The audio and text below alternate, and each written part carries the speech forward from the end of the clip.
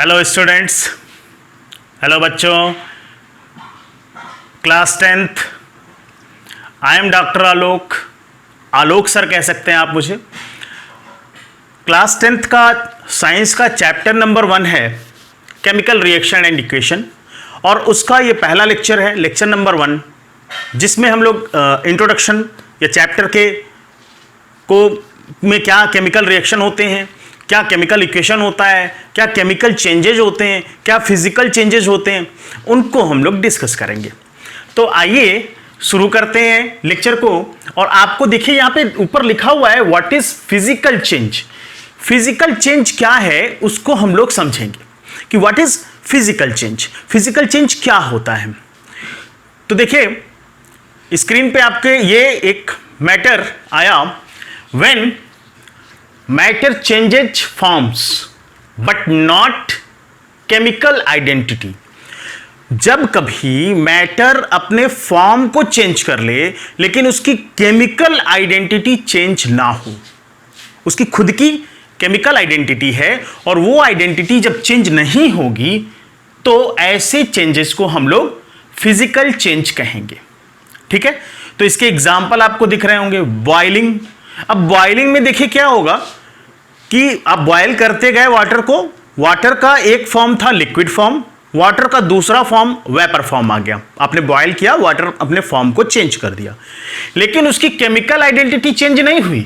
Chemically वो तब भी H2O ही था और वाष्प बनने के बाद भी वो H2O ही होगा। 2 हाइड्रोजन और 1 ऑक्सीजन मॉलिक्यूल, उसमें ऑक्सीजन एटम होगा। 2 हाइड्रोजन एटम होंगे, 1 ऑक्सीजन का एटम होगा और वाटर का मॉलिक्यूल होगा। ठीक है, चाहे वो आइस के फॉर्म में आ जाए। अब देखिए दूसरा मेल्टिंग दिया हुआ है, अब हम आइस को लिए और मेल्ट कर दिए। ठीक है ना, तो मेल्टिंग में भी उसकी केमिकल आइडेंटिटी चेंज नहीं हुई। मैंने एक एग्जांपल लिया, आप मल्टीपल एग्जांपल्स ले सकते हैं। जैसे हम लोग अगर आयरन को मेल्ट करा दें तो मेल्ट करा देने पे वो लिक्विड फॉर्म में चेंज हो जाएगा, लेकिन उसकी केमिकल आइडेंटिटी बिल्कुल चेंज नहीं होगी। फ्रीजिंग, फ्रीज कर देंगे, आइस को आइस बना दिया, वाटर से आइस बना दिया, तो उसकी केमिकल आइडेंटिटी चेंज नहीं हुई। तो ऐसे चेंजेस को हम लोग फिजिकल चेंज कहेंगे। ओके, नेक्स्ट पॉइंट हमारा क्या है उसको समझिए। What is chemical change. अब ये बोला गया कि केमिकल चेंज क्या है, केमिकल चेंज किसको कहते हैं। ओके, तो देखिए केमिकल चेंज क्या होता है। Chemical change result from chemical reaction. ऐसा कोई भी चेंज जो केमिकल रिएक्शन के थ्रू हो रहा हो उसको हम लोग केमिकल चेंज कहते हैं। ठीक है ना, chemical change result from the chemical reaction and their example is burning. आप जला दीजिए। दूसरी चीज दिमाग में रखिएगा, फिजिकल में क्या होता था, आप उसके फॉर्म को चेंज कर रहे हैं और वो रिवर्ट हो सकता है। ठीक है ना, आपने आइस को पिघलाकर वाटर बना दिया, वाटर को फिर से जमा किया, आइस बना लीजिए। तो ये प्रक्रिया आप कर सकते हैं फिजिकल चेंज में। केमिकल चेंज में एक बार आपने आग लगा दी पेपर में, पेपर लिया और पेपर में आग लगा दिया, केमिकल चेंज। पेपर ऐश में चेंज हो गया, अब वो ऐश से आप फिर से पेपर नहीं बनाओगे। ठीक है, रस्टिंग, आयरन लिया और आपने रख दिया है और आयरन पे रस्टिंग हो गई। ठीक है ना, अब वो रस्टिंग वापस से नहीं आएगी। ठीक है ना, it may be some chemical changes because of that the rusting take place as well as rotting. तो ये सब केमिकल चेंज में आएगा जहां पे केमिकल रिएक्शन इन्वॉल्व हो रही हैं। ओके, तो वो कोई भी चेंज जिसमें केमिकल रिएक्शन इन्वॉल्व हो उसको हम लोग केमिकल चेंज कहते हैं। आइए नेक्स्ट पॉइंट हम देखते हैं।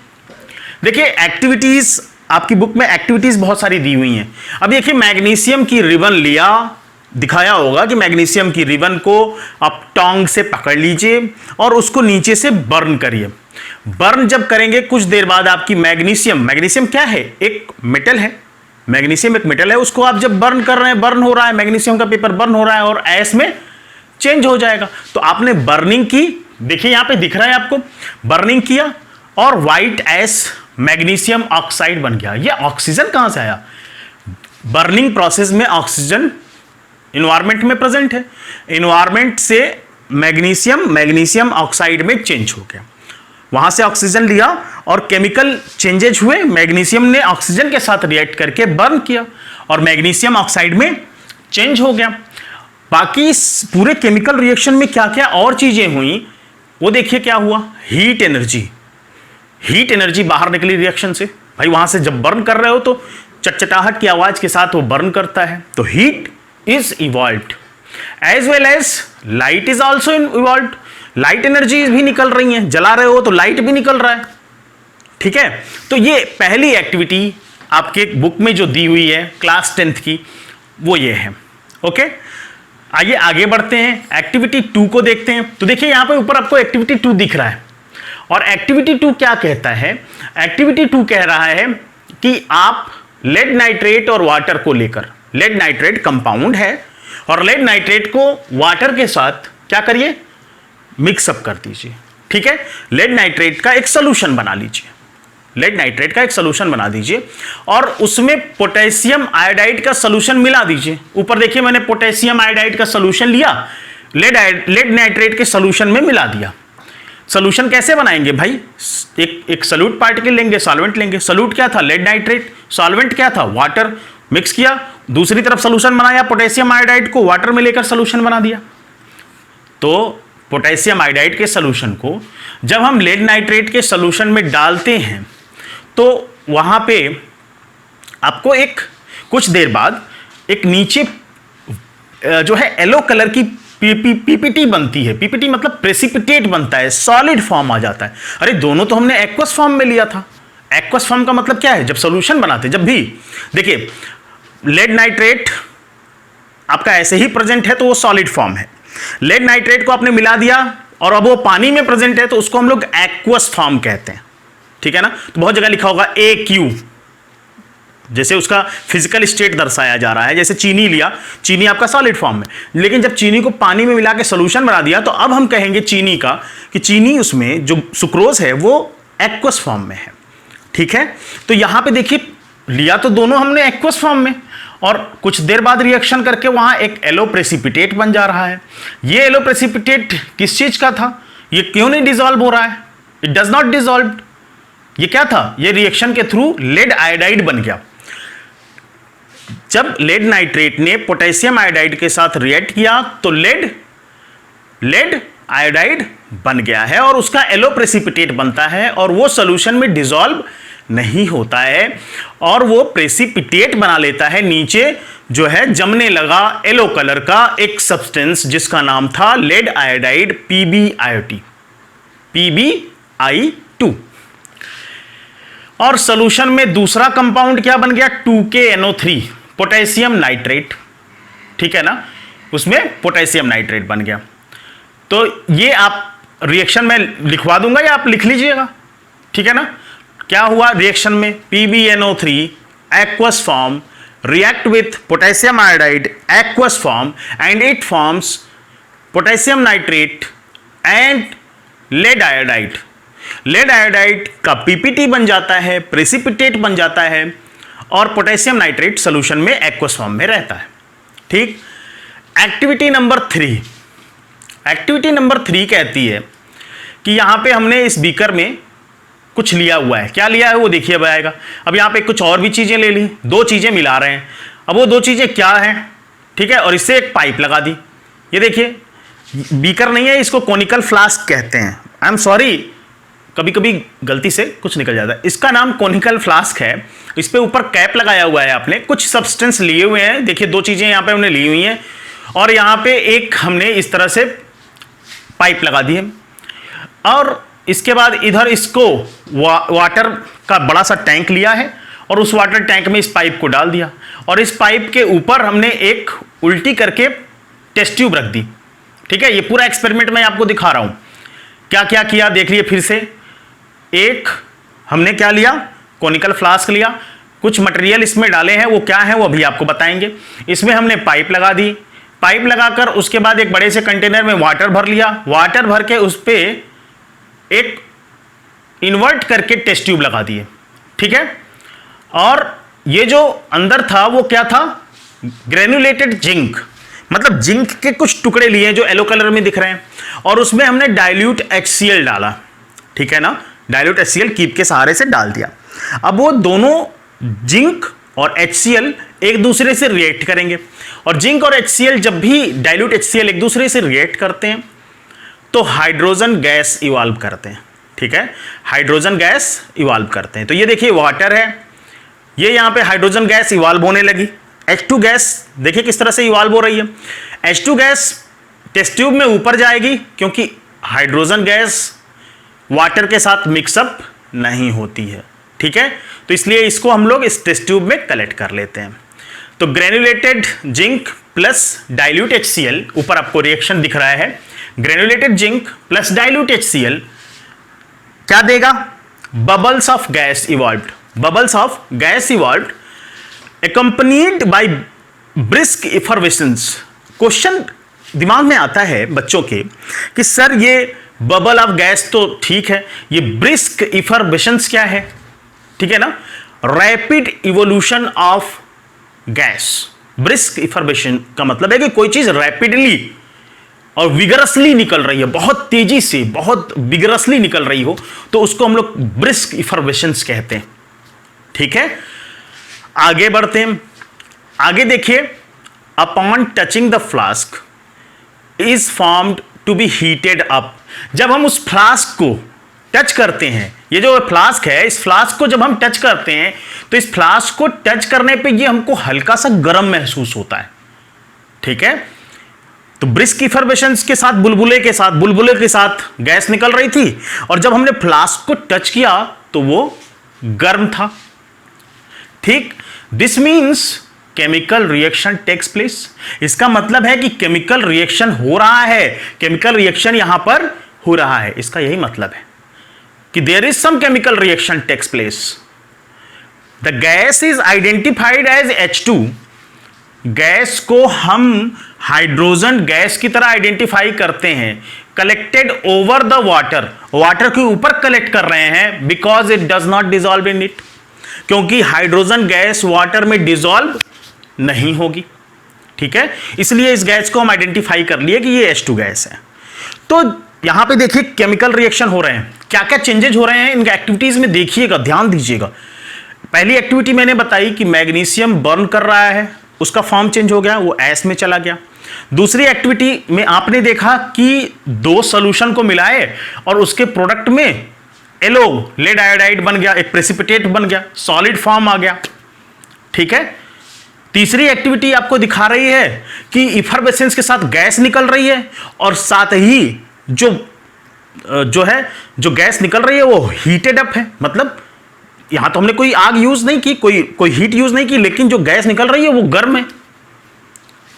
तो ये सब एक्टिविटीज इसीलिए बताई जा रही हैं कि आप ये समझें कि यहां क्या क्या चेंजेस होते हैं केमिकल रिएक्शन के। कैरेक्टरिस्टिक्स में आगे डिस्कस करूंगा, तो उन कैरेक्टरिस्टिक्स में इन एक्टिविटीज के बारे में बात करेंगे। तो कैरेक्टरिस्टिक्स समझाने के लिए ये एक्टिविटीज आपकी बुक में दिए हुए हैं, उसको हमको समझने की जरूरत है। तो ये देखिए पूरा रिएक्शन हमने लिख दिया, Zn plus 2HCl, ZnCl2 plus H2, और H2 को एरो लगाकर ऊपर दिखाया है। जो ये बता रहा है, जो ये दर्शा रहा है, ये देखिए जो ये दर्शा रहा है कि हाइड्रोजन गैस है, और गैस है तो ऊपर जाएगी, मूव करेगी। तो गैस को दिखाने के लिए हमेशा हम इस तरह के एरो का यूज करते हैं। तो ये रिएक्शन आपका था। आइए आगे बढ़ते हैं। एक्टिविटीज या एक्टिविटी 4, और एक्टिविटी नंबर 4 ये कहती है रस्टिंग। रस्टिंग है, बोल रहे हैं कि ऊपर यहां पे दिख रहा है आपको रस्टिंग क्या होती है। Brown patch of layer on the surface of the iron.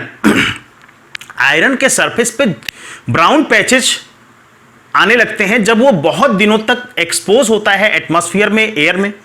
तो वो जो ब्राउन पैचेज हैं उसी को हम लोग रस्टिंग कहते हैं, है ना। The brown patches present on the surface of the iron metal when the iron is exposed for the long time in the atmosphere, it is called rusting. इसको हम लोग रस्टिंग कहेंगे।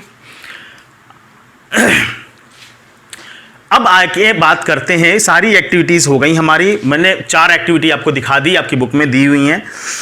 अब हम लोग बात करेंगे केमिकल चेंज के कैरेक्टरिस्टिक्स पे। तो फिजिकल चेंज, फॉर्म में भी change, but they can revert. Chemically कोई चीज रिवर्ट नहीं होती, वो जनरली रिवर्ट नहीं होती। जब भी कोई केमिकल रिएक्शन होगा तो वो रिवर्ट नहीं होगा। तो क्या क्या कैरेक्टरिस्टिक्स हैं केमिकल चेंजेज के, उनको हम लोग यहां पे अब डिस्कस करेंगे। तो आइए देखते हैं। फॉर्मेशन ऑफ प्रेसिपिटेट बना था, आपने देखा था एक्टिविटी नंबर 2 में कि फॉर्मेशन ऑफ प्रेसिपिटेट होता है। इन सम केसेस पीपीटी में भी फॉर्म्ड, कुछ केसेस में, सभी केसेस में नहीं। केमिकल चेंज का एक कैरेक्टरिस्टिक्स है, किसी में पीपीटी बन रहा है, किसी में प्रेसिपिटेट बन रहा है। तो वहां पे इक्वेशन हमने लिख दिया। अब देखिए वही इक्वेशन आ गई, लेड नाइट्रेट एक्वस फॉर्म में। तो ये देखिए lead nitrate PbNO3 twice, aqueous form लिखा हुआ है, AQ लिखा हुआ है ना। AQ का मतलब है कि सोल्यूशन फॉर्म में है। पोटेशियम आयोडाइड ये भी सोल्यूशन फॉर्म में है। लेड आयोडाइड ये जो बना रिएक्शन के बाद, एरो लगा हुआ है ना, एरो इस तरफ, रिएक्शन इस तरफ बढ़ रही है। वो सब चीजें मैं बताऊंगा, कि केमिकल रिएक्शन क्या होता है। देखो एरो इधर लग रहा है, रिएक्शन इस तरफ प्रोसीड कर रही है, प्रोडक्ट ये है, ये रिएक्टेंट था। जो एरो के बाईं तरफ होता है उसको रिएक्टेंट कहते हैं, जो एरो के दाहिनी तरफ होता है उसको हम लोग प्रोडक्ट कहते हैं।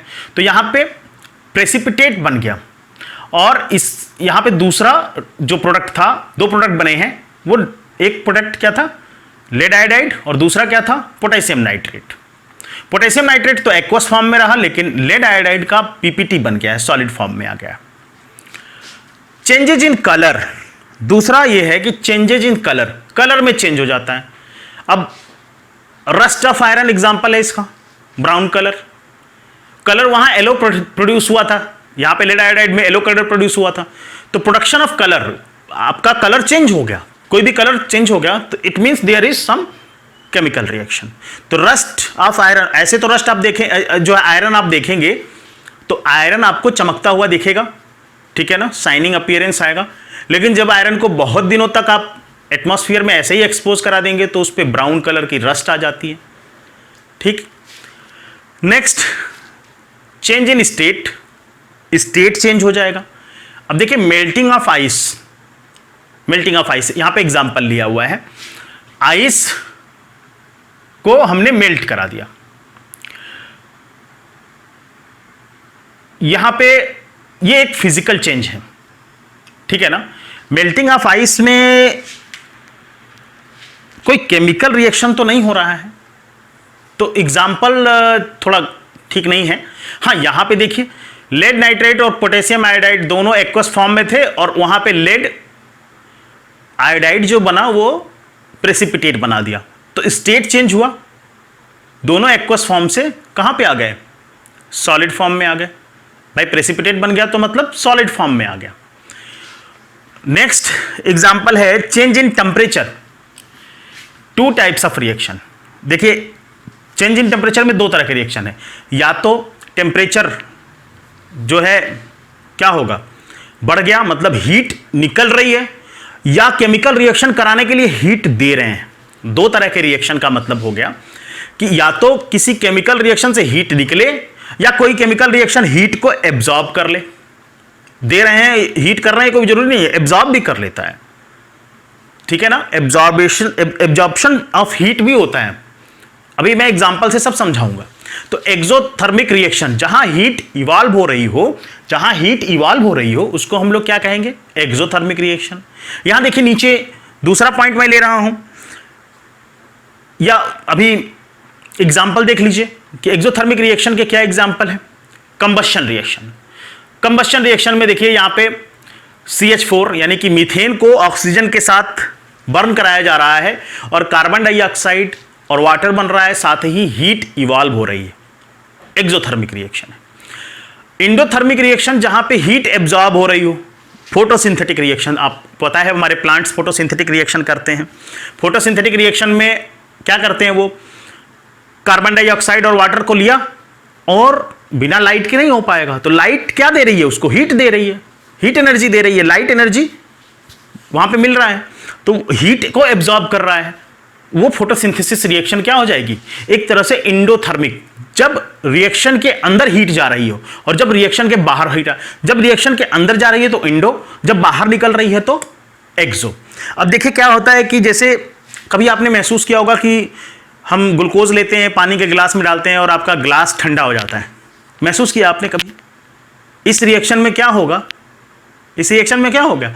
हीट रिएक्शन, एक रिएक्शन हुआ और हीट उसने एब्जॉर्ब कर ली, इसलिए पानी का गिलास आपका ठंडा दिख रहा है, ठंडा हो गया, हल्का सा ठंडा महसूस करते हैं आप। तो वो रिएक्शन हुआ, उसमें हीट क्या हुई? एब्जॉर्ब हो गई। आइए आगे बढ़ते हैं। तो ये हम लोगों के कैरेक्टरिस्टिक्स थे केमिकल चेंजेस के। तो आज के लिए इंट्रोडक्शन के उसमें लेक्चर में इतना काफ़ी है। तो नेक्स्ट लेक्चर में मिलते हैं। Thanks for your patience, your presence, as well as thanks for your cooperation. आप जो मुझे कोऑपरेट कर रहे हैं, तो मेरा रिक्वेस्ट है इसको अपने क्लासमेट को शेयर करिए कि आलोक सर के लेक्चर हैं, उनको आप देखिए। Okay, thank you.